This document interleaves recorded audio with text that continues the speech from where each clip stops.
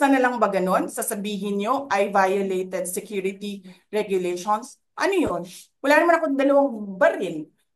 Nung sinabi sa akin na hindi ako pwede pumasok, nag-antay ako. Alam mo, binibigyan ko pa ng pasensya yan si Taas ba yan? Kanina eh. Ngayon hindi na. Nagsinungaling pa siya na I refused daw to leave last night when I did not even know na pinapaalis ako. Ang sinabi lang sa akin, papatayin ang kuryente. Which I said, okay lang. Kasi may flashlight naman ako. Hindi ko naman kailangan ng kuryente.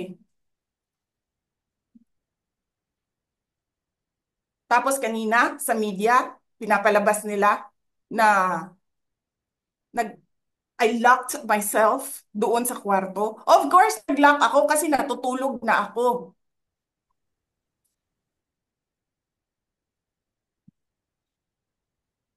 Tapos, what?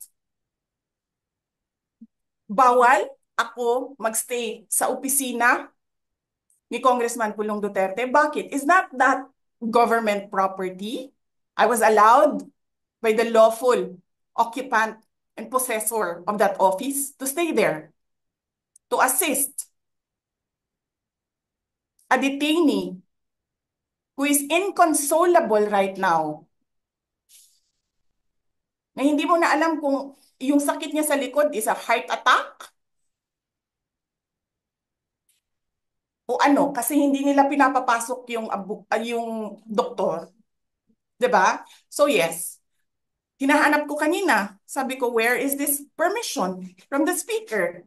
Na meron kayong committee hearing kanina in the dead of the night to give an order na i-commit doon sa correctional facility.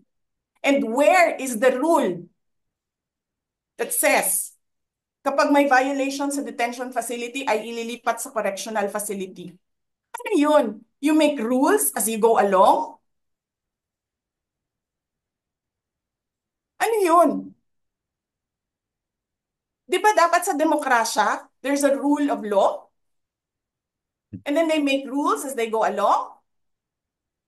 Kung ano lang, whatever pleases the speaker, get her out of the House of Representatives kasi hindi siya dapat nandiyan. Bakit? Pagmamayari niyo ba itong compound na ito? And then sasabihin pa nila sa akin na there is a threat to my life inside the batasang pambansa? Why is there a threat to my life? This is the most secured facility because nandito lahat ng mga spoiled brat sa ating bansa.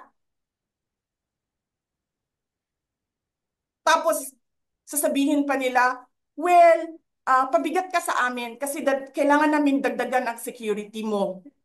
Bakit? Trabaho ba nila magbantay sa akin? Eh di ba trabaho ng BPSPG yon? Na may I just say, binabawasan nila ng binabawasan araw-araw?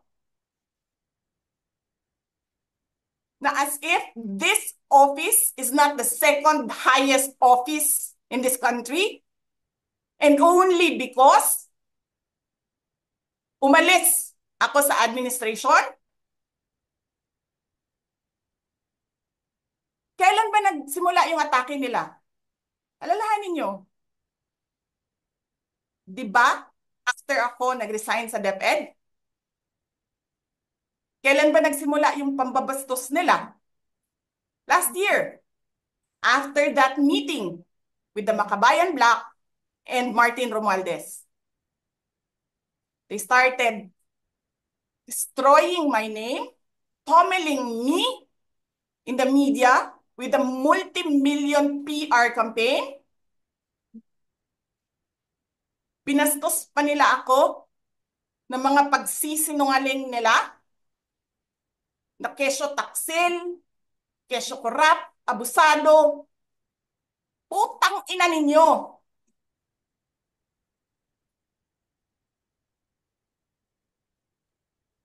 Sino ang korap? Yung mga congressman na yan na nag-hearing, anong sinasabi nila? Pagkatapos, pag na-off na ang mic, pag wala ng media, pasensya na kayo ha, kailangan kasi namin ng pera. Mag-eleksyon na kasi. Pakisabi kay Sara ha, hindi ko naman gusto tong ginagawa ko eh. Eh putang ina, hindi mo pala gusto ginagawa mo eh. Bakit mo sinisira pangalan ko? Joel Chua.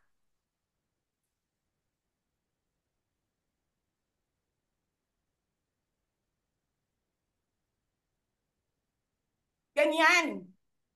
Ganyan ang bansa. This country is going to hell because we are led by a person who doesn't know how to be a president and who is a liar. Alam nyo anong pruweba ko na sinungaling siya? Tinanong ko, dalawang businessman. Matagal na sa negosyo ng bigas.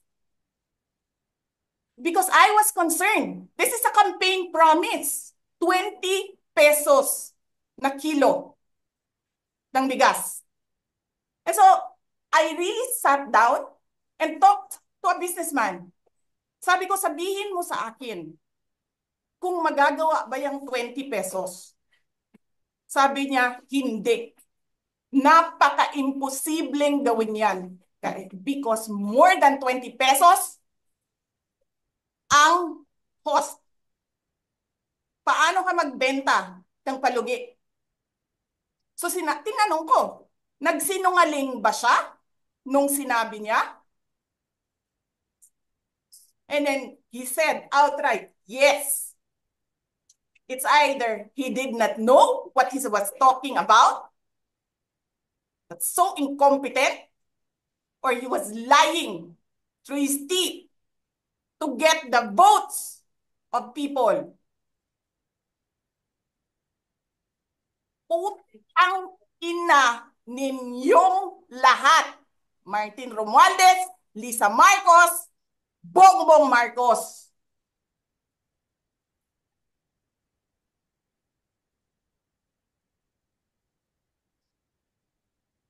Ginigit-git nyo yung mga tao ko dyan sa envelope na yan. Lisa Marcos, naalala mo? Nagpadala ka sa akin ng video? Sinabihan mo ako saan kukunin ang pera. Pinakita mo ang muka ng tao doon sa video message mo. Hi, Nikki. This is she's been working with us for the longest time. We trust her. You sent me written instructions about money. Millions a month. Anong nakalagay doon sa envelope? DepEd. Anong ginawa ko? Binigay ko sa DepEd. Putak na mukha.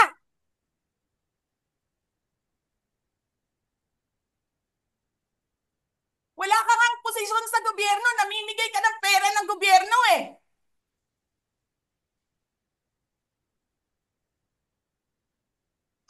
Sisirain mo yung tangal ng mga kasama ko sa Office of the Vice President.